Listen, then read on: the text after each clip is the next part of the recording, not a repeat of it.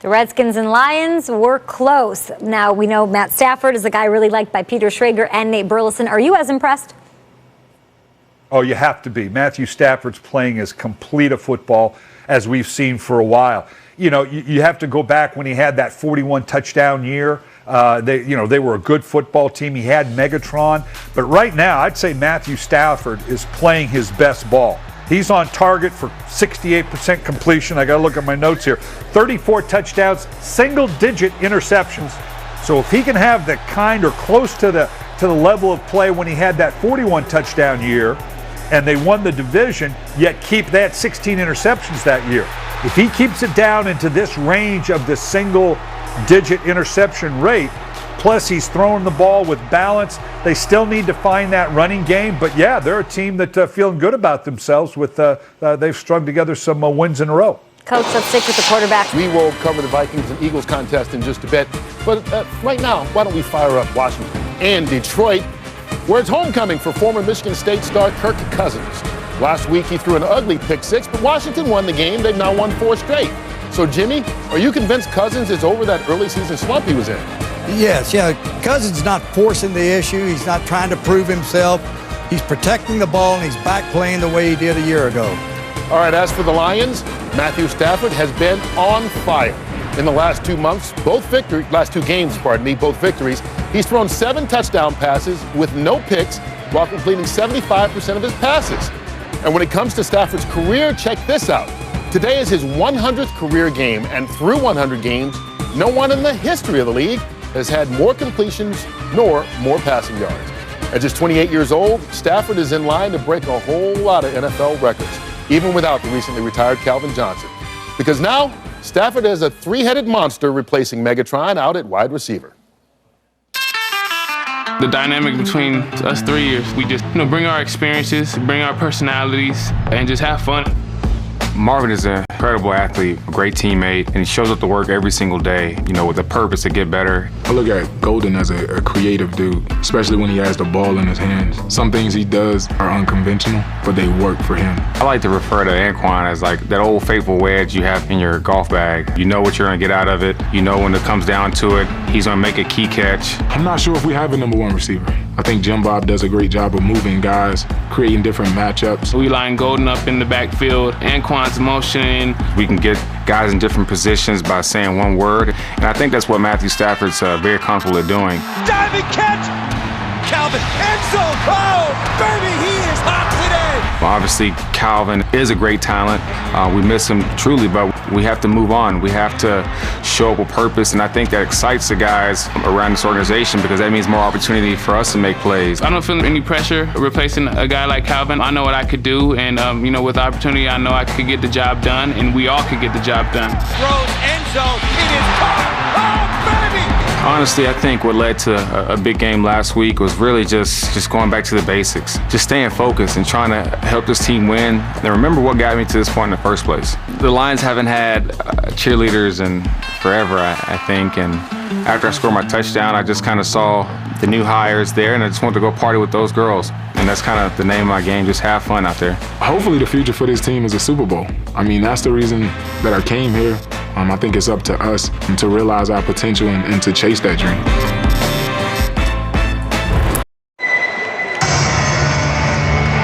It's never been easy here. We're not that kind of town. Not that kind of team. Detroit has always relied on its grit. That goes for our families, for our jobs, and for our heroes.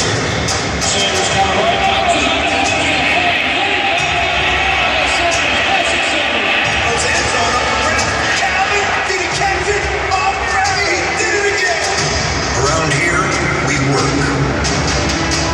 We sweat. We bleed. And then we get up the next day and we do it all again. Because it's what's expected of us. Because we know that hard times don't last forever.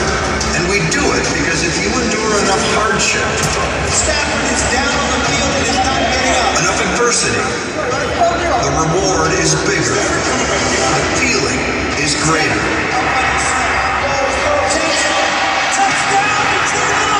Victory will come. And when it does, the roar will silence even the loudest of our rivals. It won't be easy. It never has been. We wouldn't want it any other way. We are one Detroit. And this is one pride. We are the Detroit Lions.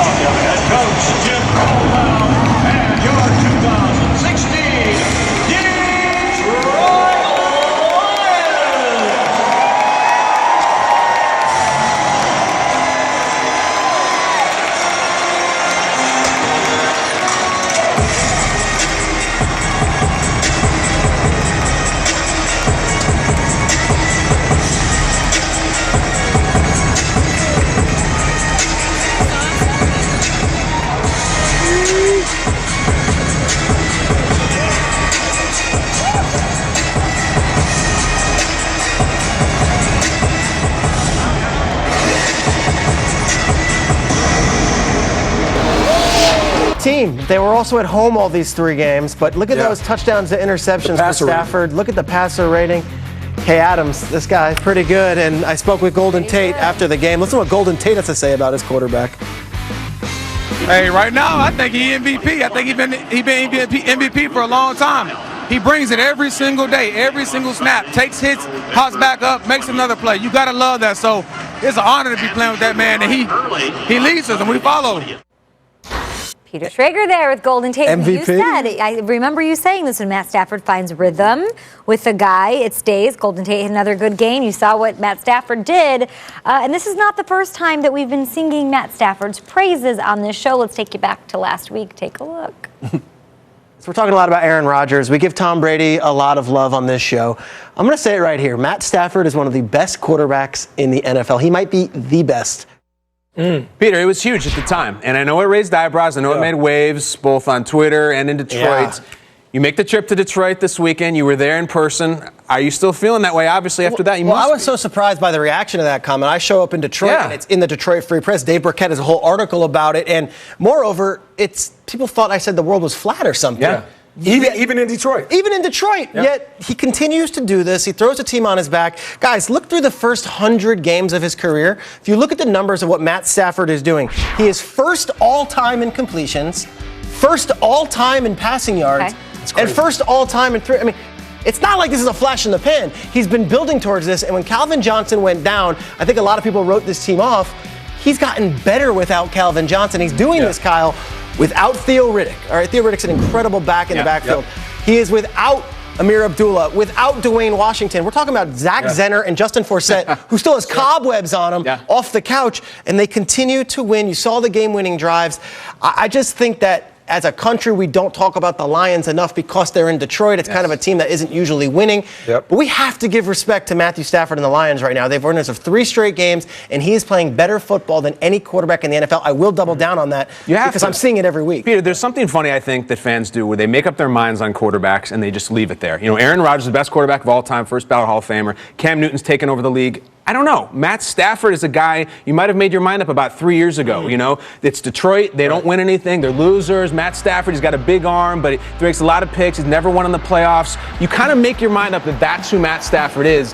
And now I see objectively, the numbers say otherwise, and then also the game tape, he's changing my The most game-winning drives, not this year, since 2011 in the NFL by 3 of them. Nate, you played with them. I was going to say, Nate, let's go. Well, listen, when Calvin Johnson retired, I came out and I said that Matt Stafford will have a career year, and he's going to play better without Calvin. And just like you and what you said last week, my response out of my Detroit fans, it was vicious. And they almost wanted to pull me off TV saying, Nate, you sound ridiculous thinking that Matt Stafford could play well without one of the best receivers ever played a game. My point wasn't that the impact of Calvin was going to have this profound effect on Stafford. It was that his arm is so strong and his ability to go out there and lead his guys, that can make up for not having Calvin. So when Stafford drops back and he goes through his reads, say nobody's open, 1, 2, 3, his arm is so strong that he can go all the way back to the other side of the field and throw a laser. I'm talking about throws that only Matt Stafford can make. And there's a small list of individuals that are in that conversation. You know, Rodgers, when he gets a rhythm, even Breeze, you know, when he's at the top of his game. But Matt Stafford can do certain things. There was a play in that final drive where he threw it to Marvin Jones, who's running a crossing route this way. Matt is rolling to his left and delivers a ball away from him and hits his guy in stride. These are plays that are video game-esque. And you couple that with the fact that Calvin leaving forced Matt to mature in a way where he has to talk more, he has to communicate more. When I played there, I was the voice. I was the rah-rah guy.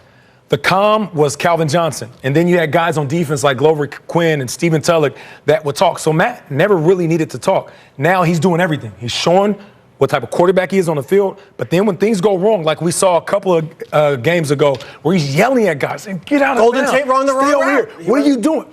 That's a different guy. So now all of a sudden we're seeing a veteran QB controlling the narrative of this squad, all the while playing some lights out football. We're going to give Jim Bob some love. I was going to say, we've got to give the coaches and the front office credit, too. Jim Bob Cooter has changed Matt Stafford's career. Brian Callahan's the quarterback's coach. He came over from Denver. He's done an incredible job. And look at the free agent acquisitions they made, right? I mean, Marvin Jones playing wonderfully. Anquan Bolden playing huge. And then you look in that backfield. Yeah, Abdullah, Riddick, and Washington went down. But here's Justin Forsett, and he steps up, and Zach Zenner's getting it done. I think this team is rolling in the right direction. They've got a big one up ahead. I mean, look, this does not get easy. You've got the Packers coming. You've got a bunch of hard games. I know you're talking. At Minnesota. At Minnesota is 11-6.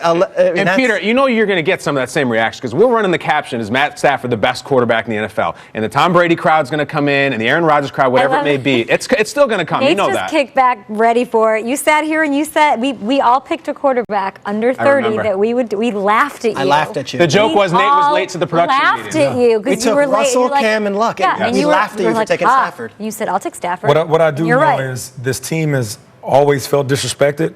Even when I was there and now moving forward, we're in 2016, they still feel like that. They still feel like nobody gives them respect. So to your point about them heading in the right direction, just be careful you get in Detroit's way and they catch a rhythm because this is a team that plays a little bit different. This isn't your typical chip on the shoulder, we're just trying to win games. No. It's a city that needs football. They do an intro video every home game, and it says, our city's not like other cities, and it shows, like, the auto plants, and it shows Stafford getting crushed against the Browns. Like, there is an ethos there of, like, we're disrespected.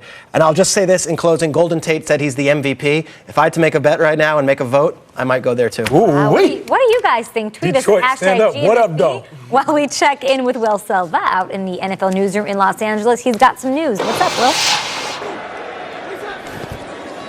Here is Stafford. They do have 3 timeouts remaining. Throws over the middle, completes the pass to Marvin Jones.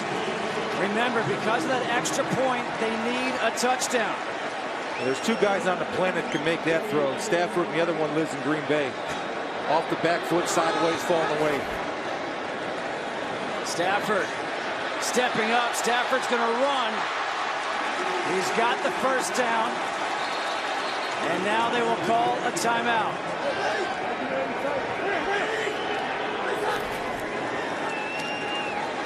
Stafford over the middle. Caught. Andre Roberts inside the 20 down to the 18. Big timeout. Stafford completes to Bolden to the end zone. Touchdown! Anquan Bolden!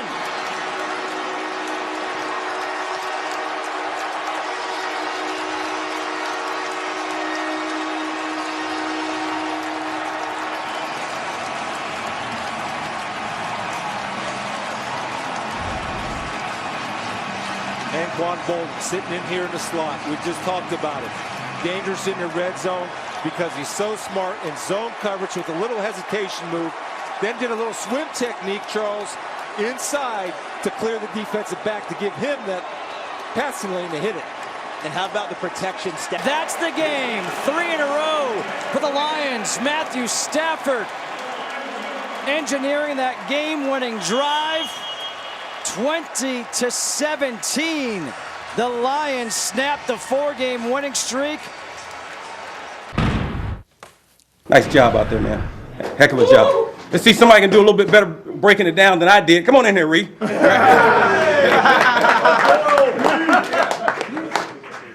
we go. Hey, let's keep this train rolling. Good job. Way to fight. Team on 3. 1, 2, 3. All right, so the Lions have won 3 straight. And, Jimmy, this is a little bit like last year. Slow start, not as slow, but a slow start, and then it seems to have found themselves. Kurt, earlier on you talked about patience, with a quarterback, patience with a player. How about patience with a coach? A couple of years ago, they were talking about firing Jim Caldwell. He made some coaching changes, brought in Jim Bob Cooter. Offensively, they picked it up. Lost a great talent in Calvin Johnson. Looks like offensively they're better now than they were a year ago. Now, patience with a coach is just as good as patience with a quarterback. They're doing a fine job. And even though they lost Calvin Johnson, sometimes, I remember with the Giants when we lost Tiki Barber, it made other guys step up. Right. You got to step up now. You've been asking for a chance. This guy's been taking that many balls away. Now it's time for you to get the ball to come your way. And the guys there in Detroit have definitely stepped up and filled in for the void. I think people read too much into Jim Caldwell's perceived demeanor on the sideline.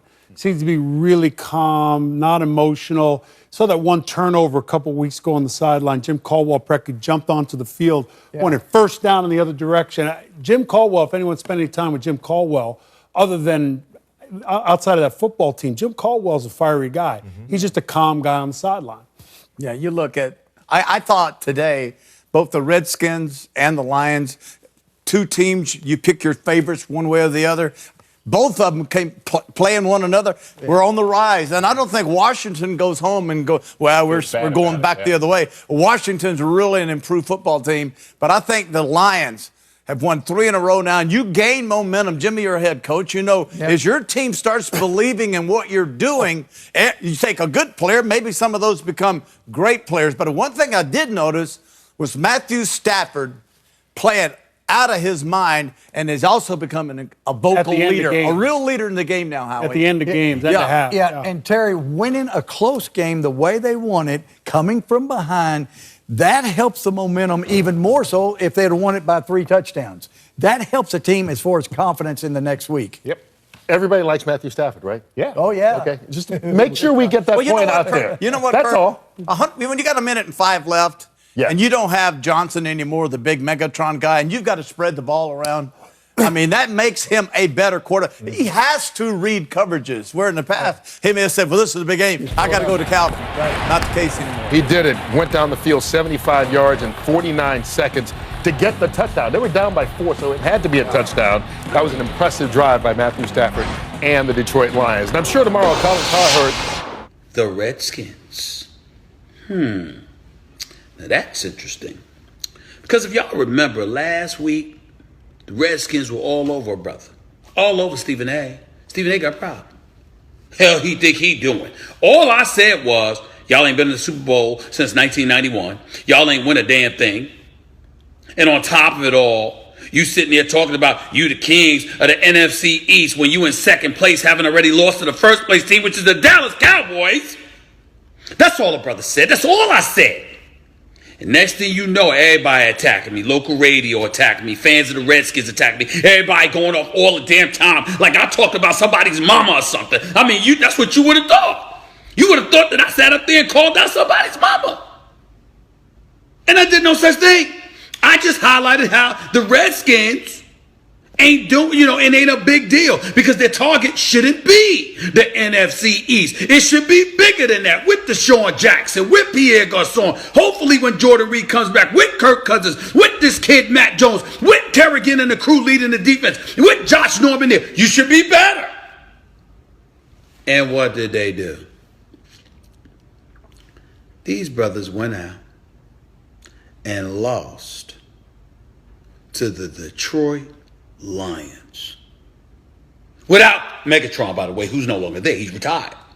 I mean, I know Matthew Stafford's looking better and all that stuff, and maybe we need to start talking about the Lions and giving them a little bit more respect than we have given them. I don't know. I really, really don't. I'll consider it. But how you going to come at me like I talked about somebody's mama? You the Washington Redskins. You 4-3 now. You at least 2 games behind the Cowboys. Cowboys had an off week and gained the edge on you. What's that about? After having already beat you this year, what's that about? That seemed like kings of the division to you? But don't you worry. I'll have more tomorrow morning on First Take.